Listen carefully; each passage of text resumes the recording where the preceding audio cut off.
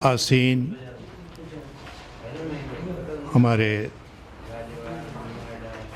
वरिष्ठ सदस्य भाई इंद्रजीत जी, एडवोकेट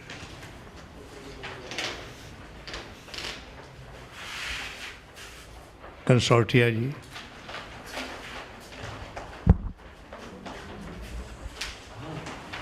इस कार्यक्रम के ऑर्गेनाइज़र, संचालक एडवोकेट श्री आर.एस. गौतम साहब,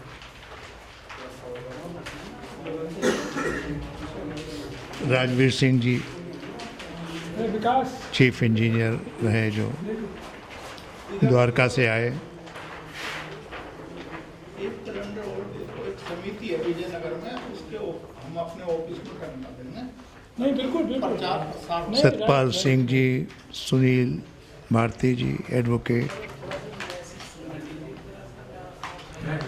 और हमारे बहुत से साथी इस मंच पर जो विचार सुने, उससे एक बात तो बड़ी स्पष्ट लगी कि हर एक के दिलो दिमाग में समाज के प्रति बहुत समर्पण है, सोचते हैं, अच्छे अच्छे विचार हैं, कुछ क्रांतिकारी विचार हैं। जैसा कि गौतम साहब ने कहा कि उस पर कुछ विरोधाभास हो सकता है, लेकिन जब विचार आता है तो एक अच्छा विचार उसी में से निकलता है। मेडिसिन भी जहर से ही बनती है। कोई भी मेडिसिन अगर ज़रूरत से ज़्यादा ले ली जाए तो जहर बन जाती है। तो ये संसार बड़ा परिवर्तनशील है। कोई भी वस्तु, कोई भी चीज़, कोई भी इंसान एक सा नहीं रहता है, कोई समाज एक सा नहीं रहता है। और एक 15वीं शताब्दी में कोई टेक्नोलॉजी नहीं थी, कुरीतियाँ थी, लेकिन उसमें मनुष्य का आचरण उस स्तर पर नहीं पहुंचा था जहां समाज में आपस में मारकाट, लूट, रेप, इस टाइप की बात नहीं थी।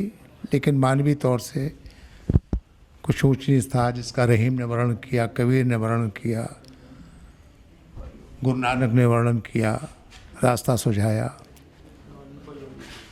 और एक भक्त काल चला। भक्त काल को हम लोगों ने भी, हमारे भी गुरु हुए। लेकिन आज समय 700 साल बीत गए, 1500 शताब्दी की बात है, 1500 साल, 2500 साल से ज़्यादा बुद्ध धर्म को, भगवान बुद्ध के पदार्पण को हो गए। संवैधानिक व्यवस्थाएं आ गई, डिजिटल वर्ल्ड आ गया। ट्रांसपेरेंसी के नाम पे नॉन ट्रांसपेरेंसी बहुत है। हमारे भाई इंद्रजीत जी ने बोला कि जुडिशरी एक बुद्धिज़्म का रूप है। एक्चुअली व्यवस्थाएं अपने आप में बहुत अच्छी थी। आपको आश्चर्य होगा, हालांकि मुझे ज़्यादा जातियों का ज्ञान नहीं है, लेकिन जातियां जब रही होंगी, एक बहुत लिमिटेड अर्थव्यवस्था रही होगी, तो एक दूसरे के लिए पूरक थी। किसान अन्न पैदा करता था और समाज के विभिन्न वर्गों में कोई रक्षा करता था, कोई धार्मिक अनुष्ठान करता था। लेकिन व्यवस्थाएं बड़े निजी तौर पे बहुत छोटे पैमाने पर रही हैं। वास्को डी गामा ने जब आया पुर्तगाल से, तो उसे खुद पता नहीं था कि इंडिया नाम की कोई चीज़ है। लेकिन सवाल ये है कि जो टेक्नोलॉजी का विकास हुआ है, तो उसने सबसे मान के चलना चाहिए कि रोजी रोटी की व्यवस्था हो गई, बच्चे को हार्वर्ड में भेजें, ऑक्सफोर्ड भेजें, कैम्ब्रिज भेजें, इतना पढ़ाओ। अरे बाबा साहब आज क्यों बने? एजुकेशन की वजह से बने। तो हमारा समाज का 85% समाज का अगर 5% तबका भी इन बच्चों को हायर क्वालिफिकेशन दिला दे तो कम से कम हमारा भी ऋषि सुनक पैदा हो जाए। तो बात कहने को बहुत है, हमारा तो फोकस बहुत क्लियर है। 2024 के लिए भैया सोचो कि हम अपने लोगों को क्या बताएं क्या नहीं बताएं, उसके लिए मेंटली तैयारी करो। मोदी को हराना ईमानदारी से तो नामुमकिन है, क्योंकि जो आदमी बेईमानी और सत्ता का सहारा दे रहा है वो कुछ भी जहर बो सकता है समाज में। उसकी तैयारी हमें ये करनी है कि हमारे आदमी को, हमारे पास इतना बाहुबल नहीं है कि आमने सामने हम निरी जनता की बात कर रहे हैं, लेकिन ज्ञान के माध्यम से हम उसको कर सकते हैं कि हाँ भैया आप ही को वोट देंगे, चिंता मत करो। उसका सामान भी ले लो, उसका फेवर भी ले लो, लेकिन जब वोट की नौबत आए और जब पूरी आंधी चले तो हमें वोट वहीं देना चाहिए जो इस व्यवस्था को ध्वस्त करे। इन्हीं शब्दों के साथ में मेरा ये है सबसे और महत्वपूर्ण अपील कि कोई भी मंच बगैर अर्थ के नहीं चलता है। हम लोग आते हैं दिमाग में ख्याल लिए हुए कि गौतम साहब ने बढ़िया व्यवस्था की होगी चमाचम और खैर, लेकिन हमको महंगाई के युग में ऐसे लोग जो कर रहे हैं वो थैंकफुल हैं, वो बहुत धन्यवाद के पात्र हैं। हमें आर्थिक सहयोग ज़रूर करना चाहिए, क्योंकि देखिए आप बाज़ार डॉक्टर के पास जाते हैं, 1500 रुपये फीस दे आते हैं, 2000 रुपये फीस जाते हैं, ज़रा सी बात हो तो कुछ फ़र्क नहीं पड़ता, वो भी थोड़ा पिंच करता है। हम लोगों के लिए हो सकता है ज़्यादा ना हो, लोग आप लोग करता है, लेकिन फिर भी जो भी हो सके कुछ सहयोग करने से आगे के लिए थोड़ा उत्साह और सामाजिक चेतना में योगदान बनाए रखने की इच्छा होती है। हम IGL में रहे, नौकरी सभी करते हैं, लेकिन पहले तो हमारे लोग टॉप पोजीशन में पहुंचते नहीं हैं। पहुंचने के बाद में वो यही डरते रहते हैं कि कोई देख रहा है, कोई चमार नहीं कह देगा, कोई ये नहीं कह देगा। विश्वास ये है कि लोग आपको जानते हैं कि आप क्या है, लेकिन कोई काम दबंगई से नहीं कर पाते हैं। उसका कारण ये है कि शिक्षा का अभाव है। जो व्यक्ति शिक्षित नहीं है, बहुत डीपली शिक्षित नहीं है, इंटरनेशनल लेवल पर शिक्षित नहीं है, वो आदमी हमारा लीडर नहीं बन सकता। ये मान के चलिए फॉलोअर, इसलिए और लोगों को फॉलोअर बनना चाहिए। हमने IGL में डींग हाँकने की बात नहीं है, मेरा बहुत कम कार्यकाल रहा। IGL 20 साल से बनी हुई थी। हमारा बिजनेस एक्सपेंशन NCR में बढ़ा, दिल्ली तक सीमित थी।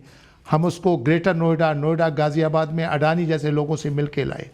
ये तो हमारा कार्य क्षेत्र रहा जिसमें कि हमारी कॉम्पिटेंस हुई कि हम as a leader, as a managing director हमने बिज़नेस को बहुत बढ़ाया। उसके अलावा रिजर्वेशन नहीं था, लेकिन आज IGL में अगर आप जनगणना करेंगे एम्प्लॉइज़ की, बिना रिजर्वेशन के 25% से ज़्यादा आपको मिलेंगे। और किसी की जाति नहीं लिखवाई, माफ़ करना, किसी से हमने एडवर्टीजमेंट में कहा कोई रिजर्वेशन है।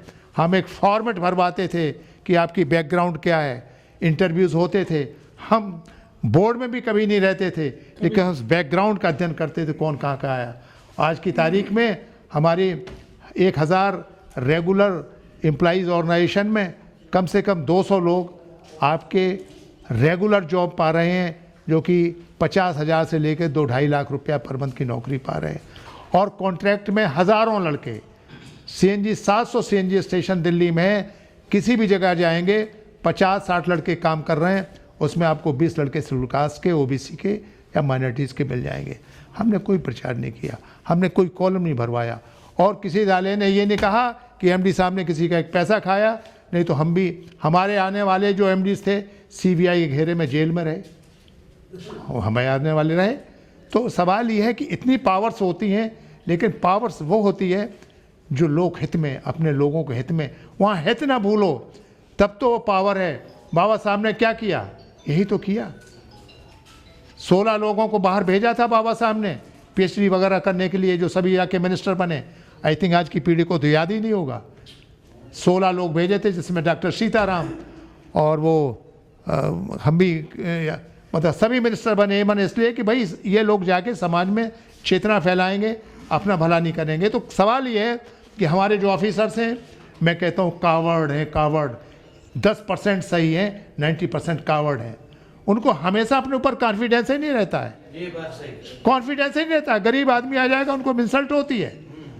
वैसा भी ये पोजीशन रही कि मैं मैनेजिंग डायरेक्टर, और गरीब आदमी भी आ गया, उसने गाड़ी रोक ली, बात सुनी, क्या प्रॉब्लम है, बैठो यार कार में बैठो, ये करो।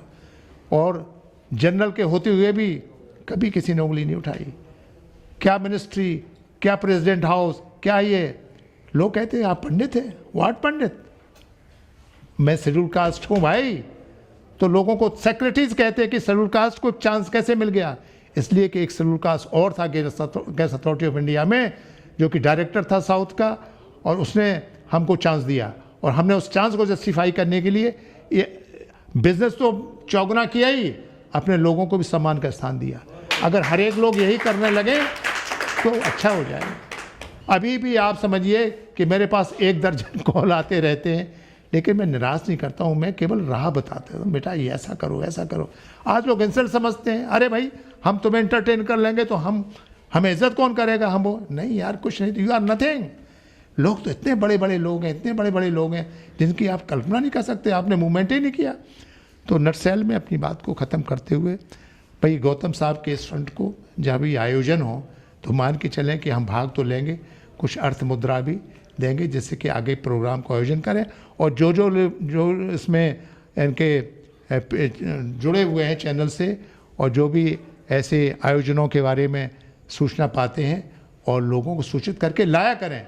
क्या गौतम साहब से एक्सपेक्ट करते हो घर घर जाके कलेक्ट करने के आओ भाई? अब भाई जगह नहीं मिलती इतनी जगह के लिए। अगर दिल्ली में करोगे तो 10,000 खर्च हो जाएंगे, चाय पानी के 10,000 खर्च हो जाएंगे। तो भाई गौतम साहब भी तो एक आपके बीच में ही तो हैं। तो मेरा यही निवेदन है कि आपकी भावनाओं की कदर करते हुए, आपके विचार बहुत उत्तम है।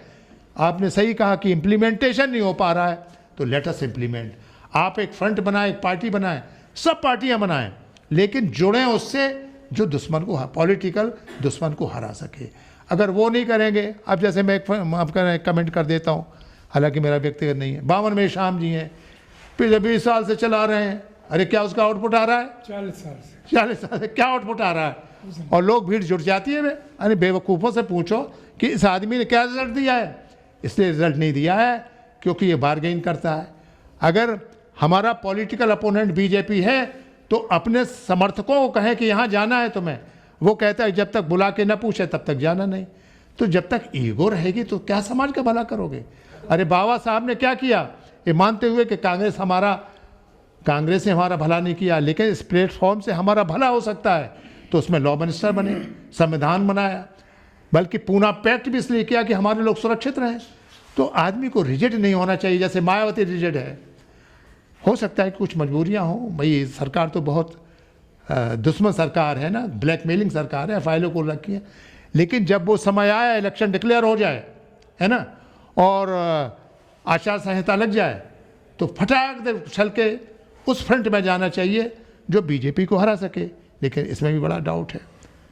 तो कहने का मकसद ये है कि हमारी पॉलिटिक्स डायनेमिक होना चाहिए। जैसे मानवर काशीराम थे, उनके पास कोई टैबू नहीं था कि हम किसी, उन्हें जहाँ से सत्ता मिले वहाँ जाना है। कि भाई आप जहाँ लोग रहते हो आसपास के, हमें छोटी छोटी मीटिंग की आवश्यकता है, ज्ञान डालना है कि भाई देखो आप व्यवस्था से मुँह खोल के लड़ोगे साले, वो आपकी पिटाई कर देंगे, आपका उत्पीड़न कर देंगे। तो कहो नहीं साहब आप ही के साथ है, लेकिन जब वक्त आए तो उसका साथ दो, यह हमारा मिशन है। बस इन शब्दों के साथ में मैं बहुत बहुत आपका आभारी हूँ और थैंक यू। नमो बुद्धाय। जय भीम।